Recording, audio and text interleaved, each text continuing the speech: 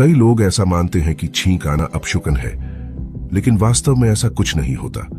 बल्कि छींकना एक बचाव प्रक्रिया होती है। ये तब ट्रिगर होती है जब धूल या अन्य कोई कण आपके नाक के अंदर तंत्रिकाओं को उत्तेजित करते हैं, जिससे एक चैन रिएक्शन ट्रिगर होता है, जिसमें आपका शरीर इन धूल या कणों को फोर्सफुली बाहर निकालने की कोशिश करता है, जिसके परिणाम स्वरूप आपके फेफड़े अचानक नाक और मुंह के माध्यम से हवा बाहर निकाल देते हैं।